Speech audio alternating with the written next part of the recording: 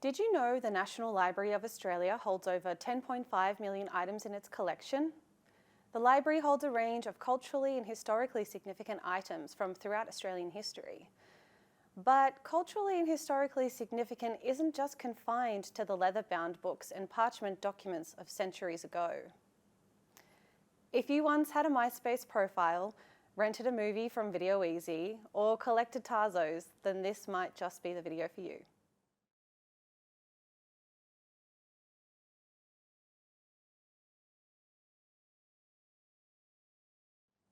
Hi, my name is Madeline and I'm an educator here at the National Library of Australia. With me today is my colleague Allister, who is a curator here in our exhibitions team.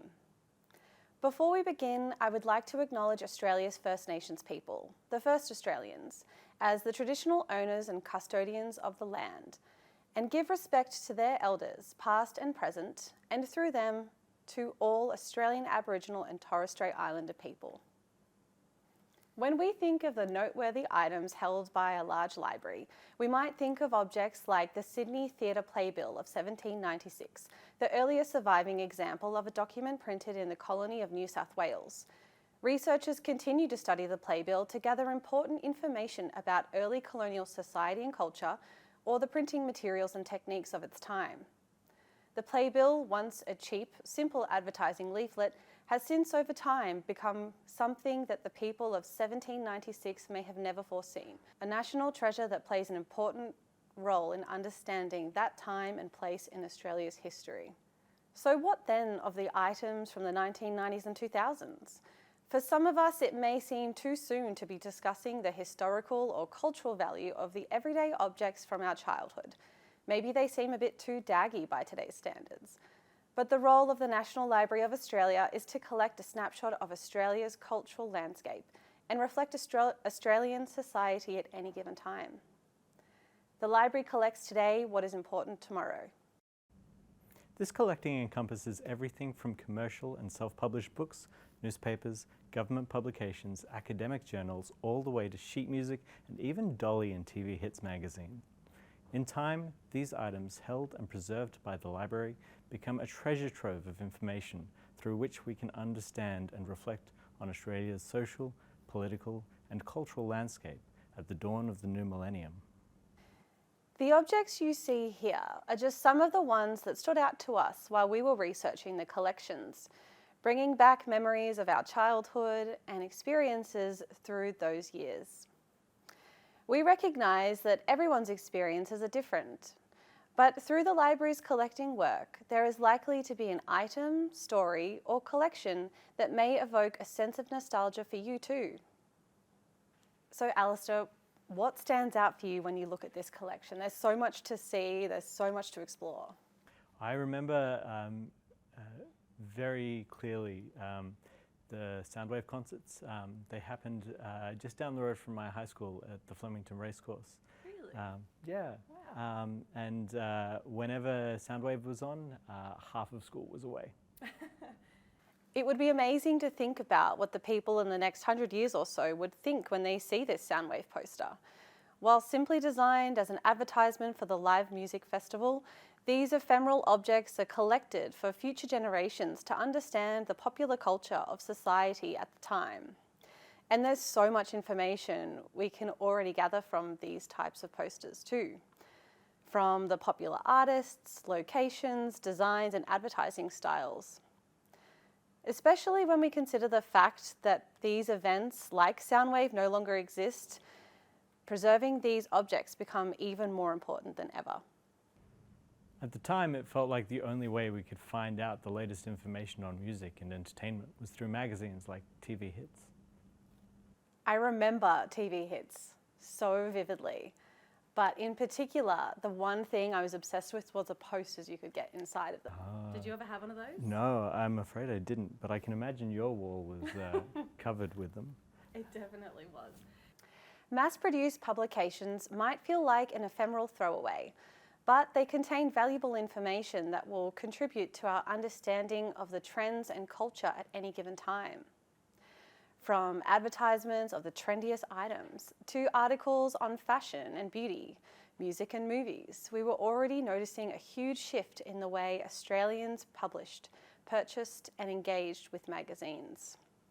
I remember TV hits, but I have to say the magazine I was obsessed with at the time was Dolly.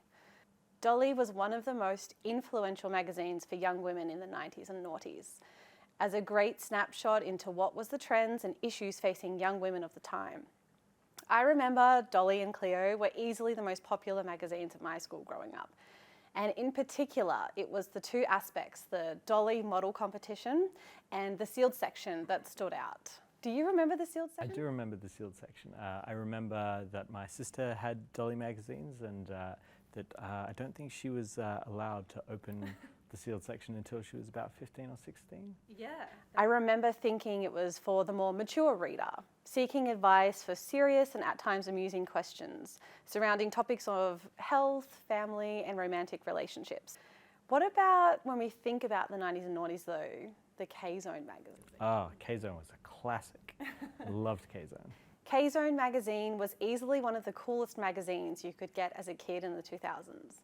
It claimed to be the #1 magazine for kids aged 16 to 13, filled with fun, including movie news, gaming goss, comics, and stacks of puzzles, quizzes, activities, and posters.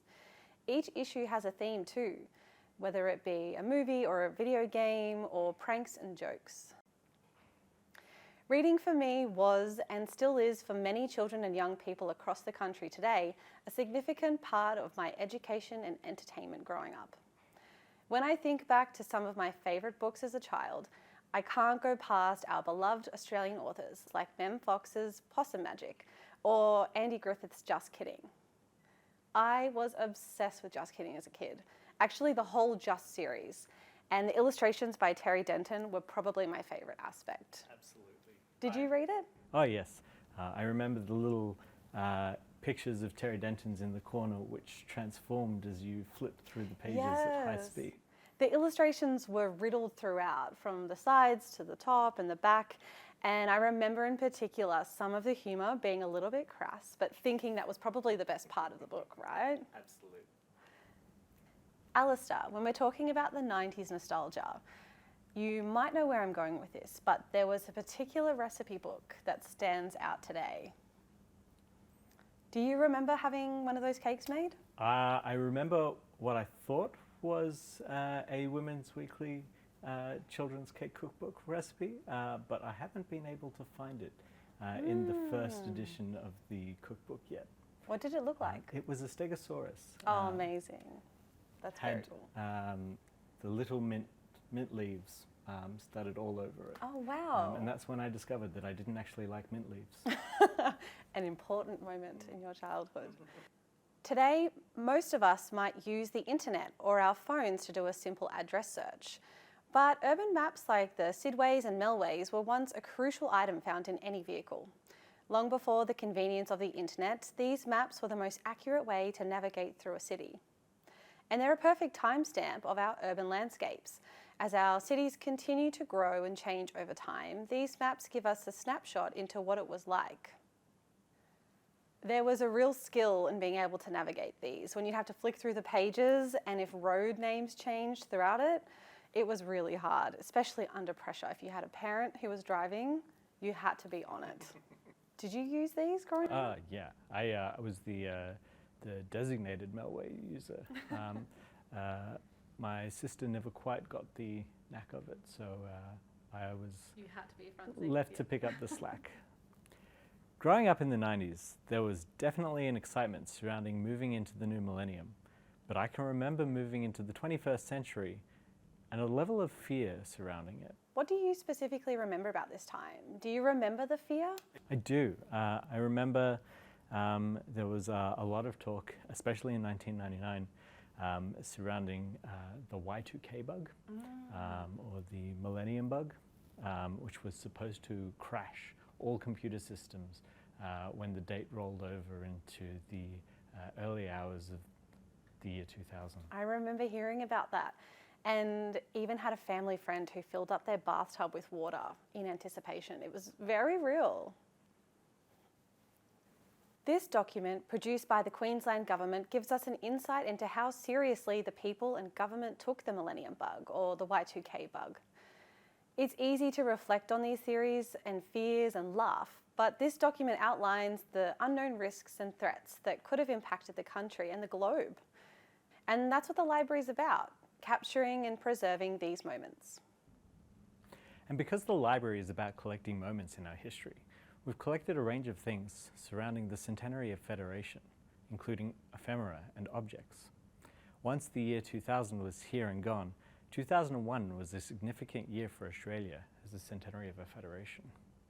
One thing that comes into my mind, and if you were of primary school age in 2001, maybe you remember this too, was the Centenary of Federation medallions. As these medallions were given out to primary school age children across Australia, this may be a shared memory for people of that particular generation. I remember having one, did you? Yes, absolutely. I got mine. I have no idea what happened to it. Me too. But I remember thinking it was so valuable. I wanted to keep it forever, and I swear I put it away in a box somewhere, but it's very ironic that I cannot find it to this day. It's definitely not the prized and expensive coin I thought it might be, but it's still very special nonetheless. One of the coolest parts of the library's archives might actually be found on the library's digital collections search, known as Trove. By simply heading to trove.nla.gov.au, you'll be taken to the home page, where you can search for terms or website names under the category of websites. In the 90s, the internet was developing at a rapid rate and becoming an integral part of our everyday lives. But while the internet was pretty average in its early days, we can learn so much about just how we used and developed the internet over time. A personal favourite that I found on the web archive is the official website from the Sydney 2000 Olympics.